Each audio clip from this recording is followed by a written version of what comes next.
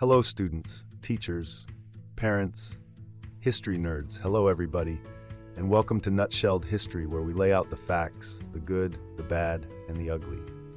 Today, we are going to continue our economics series by looking at business and labor. Don't forget that there's a link for a fill-in-the-blank worksheet in the description. I just ask that you like and subscribe. I apologize for any mispronunciations ahead of time. I do my best. So, you've decided to start a business, but first, you've got to pick your style. Think of it like picking a character in a video game. Do you want to be a sole proprietor, the lone wolf of the business world? Over 70% of US businesses go this route, but they're usually small. Think of your local bakery, where the baker might literally be rolling dough and rolling in debt if things go south. The upside? All the profits, after Uncle Sam takes his cut, are yours, and you don't need much paperwork. The downside? If your bakery burns down, so might your house, legally speaking. Not into the lone wolf thing? You can form a partnership, kind of like teaming up in a buddy cop movie. In this setup, you can share the responsibilities and the profits. But like any duo, there's a catch.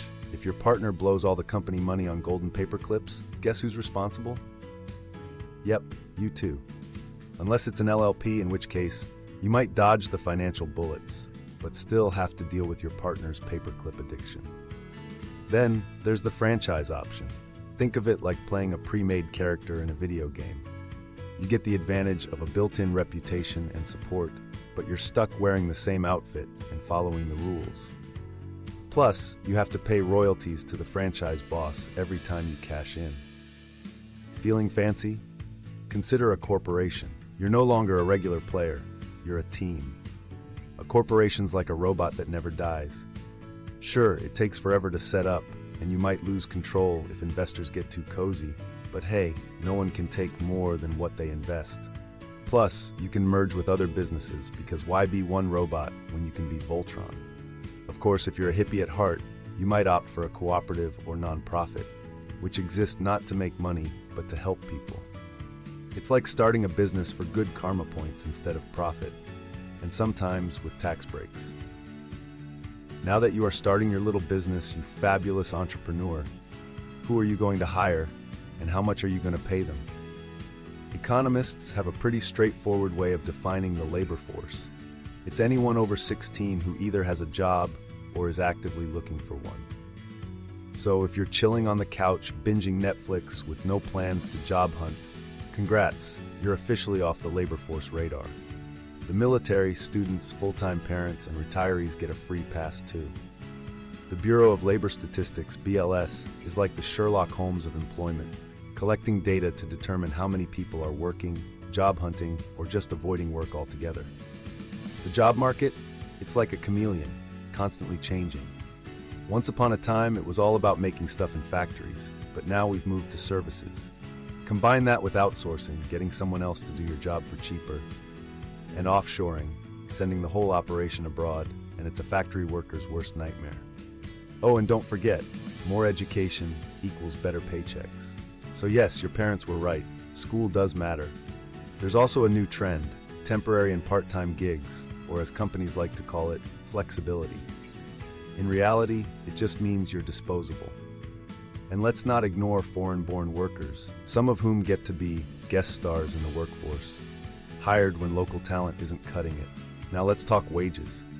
Thanks to global competition, wages are like your favorite roller coaster, constantly going down. Benefits like pensions and health insurance are getting pricier, so employers have found a loophole.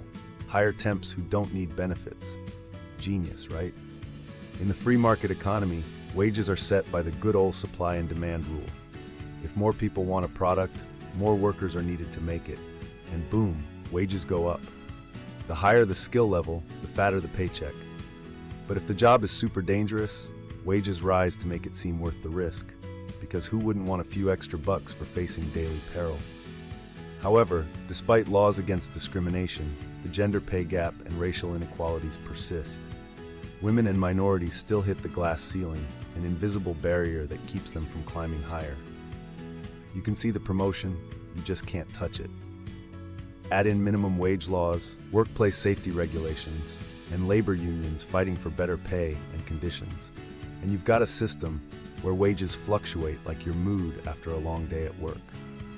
And let's not forget, if you don't pay enough or you treat your employers well, you might have to deal with labor unions, the OG squad of workers who banded together back in the day for better pay and conditions.